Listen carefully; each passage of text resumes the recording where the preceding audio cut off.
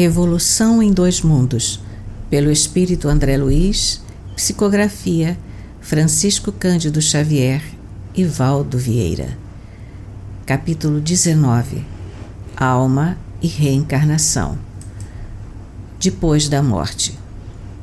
Efetivamente, logo após a morte física, sofre a alma culpada minucioso processo de purgação, tanto mais produtivo quanto mais se lhe exteriorize a dor do arrependimento, e apenas depois disso consegue elevar-se a esferas de reconforto e reeducação. Se a moléstia experimentada na veste somática foi longa e difícil, abençoadas depurações terão sido feitas pelo ensejo de autoexame, no qual as aflições suportadas com paciência lhe alteraram sensações e refundiram ideias. Todavia, se essa operação natural não foi possível no círculo carnal, mais se lhe agravam os remorsos depois do túmulo, por recalcados na consciência, a aflorarem todos eles através de reflexão, renovando as imagens com que foram fixados na própria alma. Criminosos que mal ressarciram os débitos contraídos, instados pelo próprio arrependimento, plasmam em torno de si mesmos as cenas degradantes em que arruinaram a vida íntima, alimentando-as à custa dos próprios pensamentos desgovernados. Caluniadores que aniquilaram a felicidade alheia vivem pesadelos espantosos, regravando nas telas da memória os padecimentos das vítimas, como no dia em que as fizeram descer para o abismo da angústia, algemados ao pelourinho de obsidentes recordações. Tiranetes diversos volvem a sentir nos tecidos da própria alma os golpes que desferiram nos outros, e os viciados de toda sorte, quais os dipsômanos e morfinômanos, experimentam agoniada insatisfação, qual ocorre também aos desequilibrados do sexo, que acumulam na organização psicossomática as cargas magnéticas do instinto em desvario, pelas quais se localizam em plena aliação. As vítimas do remorso padecem, assim, por tempo correspondente às necessidades de reajuste, larga internação em zonas compatíveis com o estado espiritual que demonstram. Conceito de inferno. O inferno das várias religiões, nesse aspecto, existe perfeitamente como órgão controlador do equilíbrio moral dos reinos do espírito, assim como a penitenciária e o hospital se levantam na terra como retortas de recuperação e de auxílio. Além-túmulo, no entanto, o estabelecimento depurativo como que reúne em si os órgãos de repressão e de cura, porquanto as consciências empedernidas aí se congregam as consciências enfermas, na comunhão dolorosa, mas necessária, em que o mal é defrontado pelo próprio mal, a fim de que, em se examinando nos semelhantes, esmoreça por si na faina destruidora em que se desmanda. É assim que as inteligências ainda perversas se transformam em instrumentos reeducativos daquelas que começam a despertar pela dor do arrependimento para a imprescindível restauração. O inferno, dessa maneira, no clima espiritual das várias nações do globo, pode ser tido na conta de imenso cárcere hospital, em que a diagnose terrestre encontrará realmente todas as doenças catalogadas na patologia comum, inclusive outras muitas, desconhecidas do homem, não propriamente oriundas ou sustentadas pela fauna microbiana do ambiente carnal, mas nascidas de profundas disfunções do corpo espiritual e muitas vezes nutridas pelas formas pensamentos em torturado desequilíbrio, classificáveis por larvas mentais de extremo poder corrosivo e alucinatório, não obstante a fugaz duração com que se articulam quando não obedecem às ideias infelizes longamente recapituladas no tempo. Sementes de destino. Nesses lugares de retificadoras inquietações, alija o espírito endividado a carga de superfície, exonerando-se dos elementos de mais envolvente degradação que o aviltam. Contudo, tão logo revele os primeiros sinais de positiva renovação para o bem, registra o auxílio das esferas superiores, que por agentes inúmeros apoiam os serviços da luz divina, onde a ignorância e a crueldade se transviam na sombra. Qual doente, agora acolhido em outros setores pela encorajadora convalescença de que dá testemunho, o devedor desfruta suficiente serenidade para rever os compromissos assumidos na encarnação recentemente deixada, sopesando os males e sofrimentos de que se fez responsável, acusando ainda a si próprio com a incapacidade evidente de perdoar-se, tanto maior quão maiores lhe foram no mundo as oportunidades de elevação e a luz do conhecimento. Muita vez ascendem a escolas beneméritas, nas quais recolhem mais altas noções da vida, aprimoram-se na instrução, aperfeiçoam impulsos e exercem preciosas atividades, melhorando os próprios créditos.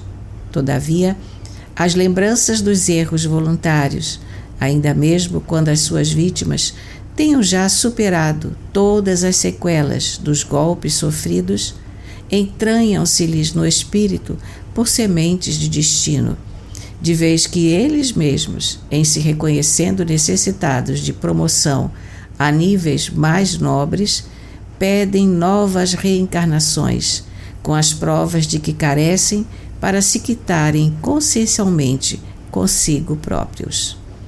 Nesses casos, a escolha da experiência é mais que legítima, porquanto através da limpeza de limiar, efetuada nas regiões retificadoras e pelos títulos adquiridos nos trabalhos que abraça no plano extrafísico, merece a criatura os cuidados preparatórios da nova tarefa em vista, a fim de que haja a conjugação de todos os fatores para que reencontre os credores ou as circunstâncias imprescindíveis, junto aos quais se redima perante a lei. Reencarnações especiais. Entretanto, reencarnações se processam, muita vez, sem qualquer consulta aos que necessitam segregação em certas lutas no plano físico. Providências essas comparáveis às que assumimos no mundo com enfermos e criminosos, que pela própria condição ou conduta perderam temporariamente a faculdade de resolver quanto à sorte que lhes convém no espaço de tempo em que se lhes pertura a enfermidade ou em que se mantenham sob as determinações da justiça. São os problemas especiais em que a individualidade renasce de cérebro parcialmente inibido ou padecendo mutilações congênitas, ao lado daqueles que lhe devem abnegação e carinho. Incapazes de eleger o caminho de reajuste pelo estado de loucura ou de sofrimento que evidenciam, semelhantes enfermos são decididamente internados na cela física como doentes isolados sob assistência precisa. Vemo-los assim repontando de lares faustosos ou paupérrimos, contrariando por vezes até certo ponto os estatutos que regem a hereditariedade, por representarem dolorosas exceções no caminho normal. Reencarnação e evolução. Urge reparar, entretanto, em que a reencarnação não é mero princípio regenerativo. A evolução natural nela encontra firme apoio. Criaturas que avultam na bondade, em muitas ocasiões requerem conhecimento nobilitante e muitas que se agigantaram na inteligência permanecem à míngua de virtude. Outras inumeráveis, embora detendo preciosos valores nos domínios do coração e do cérebro, após longo estágio no plano extrafísico, sentem fome de progresso renovador, por inabilitadas ainda a ascensões maiores, e renunciam à tranquilidade a que se integram nos grupos afins, porque no cadinho efervescente da carne analisam de novo as próprias imperfeições, testando-lhes a amplitude nas rudes experiências da vida humana, obtendo mais avançado ensejo de corrigenda e transformação. Isso não significa que a consciência desencarnada deixe de encontrar possibilidades de expansão nas cidades espirituais que gravitam em torno da Terra. Outras modalidades de estudo e trabalho aí lhe asseguram novos fatores de evolução. Contudo, escassa percentagem de criaturas humanas, além da morte, adquirem acesso definitivo aos planos superiores. A esmagadora maioria jaz ainda ligada às ideologias e raças, pátrias e realizações, famílias e lares do mundo. É por isso que artistas eméritos, ao notarem o curso diferente das escolas que deixaram no planeta, sentem-se irresistivelmente atraídos para a reencarnação, a fim de preservar-lhes ou enriquecer-lhes os patrimônios. Cientistas eminentes, interessados na continuidade dos empreendimentos redentores que largaram em mãos alheias, volvem ao trabalho e à experimentação entre os homens. E no mesmo espírito missionário, religiosos e filósofos, professores e condutores, homens e mulheres que se distinguem por nobres aspirações, retornam voluntariamente à esfera física em sagradas ações de auxílio que lhes valem honrosos degraus de sublimação na escalada para a divina luz. Entendamos assim que tanto a regeneração quanto a evolução não se verificam sem preço. O progresso pode ser comparado à montanha que nos cabe transpor, sofrendo-se naturalmente os problemas e as fadigas da marcha, enquanto que a recuperação ou a expiação podem ser consideradas como essa mesma subida, devidamente recapitulada, através de embaraços e armadilhas, miragens e espinheiros que nós mesmos criamos. Se soubermos, porém, suar no trabalho honesto, não precisaremos suar e chorar no resgate justo. E não se diga que todos os infortúnios da marcha de hoje estejam debitados a compromissos de ontem, porque com a prudência e a imprudência, com a preguiça e o trabalho, com o bem e o mal, melhoramos ou agravamos a nossa situação, reconhecendo-se que todo dia, no exercício de nossa vontade, formamos novas causas, refazendo o destino. Particularidades da reencarnação. Perguntar-se-á razoavelmente se existe uma técnica invariável no serviço reencarnatório. Seria o mesmo que indagar se a morte na Terra é única em seus processos para todas as criaturas.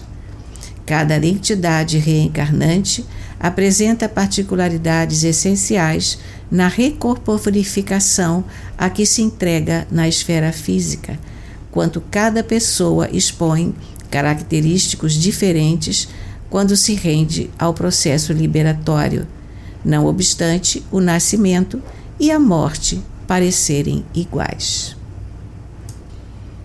Os espíritos categoricamente superiores, quase sempre em ligação sutil com a mente materna que lhes oferta a guarida, podem plasmar por si mesmos, e não raro, com a colaboração de instrutores da vida maior, o corpo em que continuarão as futuras experiências, interferindo nas essências cromossômicas com vistas às tarefas que lhes cabem desempenhar. Os espíritos categoricamente inferiores, na maioria das ocasiões, padecendo monodeísmo tiranizante, entram em simbiose fluídica com as organizações femininas a que se agregam, experimentando o definhamento do corpo espiritual ou o fenômeno de ovoidização, sendo inelutavelmente atraídos ao vaso uterino em circunstâncias adequadas para a reencarnação que lhes toca, em moldes inteiramente dependentes da hereditariedade, como acontece à semente, que após desligar-se do fruto seco, germina no solo, segundo os princípios organogênicos a que obedece, tão logo encontre o favor ambiental. Entre ambas as classes, porém, contamos com milhões de espíritos medianos na evolução, portadores de créditos apreciáveis e dívidas numerosas, cuja reencarnação exige cautela de preparo e esmero de previsão. Restringimento do corpo espiritual. Institutos de escultura anatômica funcionam por isso no plano espiritual, brunindo formas diversas, de modo a orientar os mapas ou prefigurações do serviço que aos reencarnantes competirá mais tarde atender. Corpos, membros, órgãos, fibras e células são aí esboçados e estudados antes que se definam os primórdios da rematerialização terrestre, porque nesses casos em que a alma oscila entre méritos e deméritos, a reencarnação permanece sob os auspícios de autoridades e servidores da justiça espiritual, que administra recursos a cada aprendiz da sublimação, de acordo com as obras edificantes que lhes constem do currículo da existência. Para isso, os candidatos à reencarnação, sem superioridade suficiente, de modo a supervisioná-la com o seu próprio critério, e distantes da inferioridade primitivista que deles faria escravos absolutos da herança física, são admitidos a instituições hospitais em que magnetizadores desencarnados, bastante competentes pela nobreza íntima, se incumbem de aplicar-lhes fluidos balsamizantes que os adormeçam por períodos variáveis, de conformidade com a evolução moral que enunciem, a fim de que os princípios psicossomáticos se adaptem a justo restringimento em bases de sonoterapia. Desse modo, regressam ao berço humano nas condições precisas, recolhidos a novo corpo, qual operário detentor de virtudes e defeitos, a quem se concede novo uniforme de trabalho e nova oportunidade de realização. Corpo físico. Maternidade e paternidade, raça e pátria, lar e sistema consanguíneo são conjugados com previdente sabedoria para que não faltem ao reencarnante todas as possibilidades necessárias ao êxito no empreendimento que se inicia. É senhor das experiências adquiridas que lhe despontam do ser em forma de tendências e impulsos. Recebe o espírito um corpo físico inteiramente novo, em ouvido temporário, mas não absoluto, das experiências pregressas, corpo com o qual será defrontado pelas circunstâncias favoráveis ou não do caminho que deve percorrer para prosseguir na obra digna em que se haja empenhado ou para retificar as lições em que haja falido. Nessas diretrizes, nem sempre estará integrado normalmente na posição em que a vida mental e o campo somático se mostram em sinergia ideal.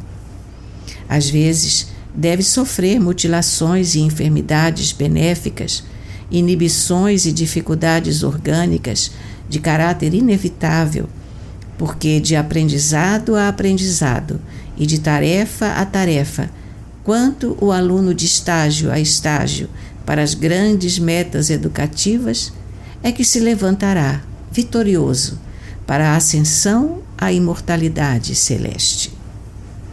Uberaba, 9 de abril de 1958.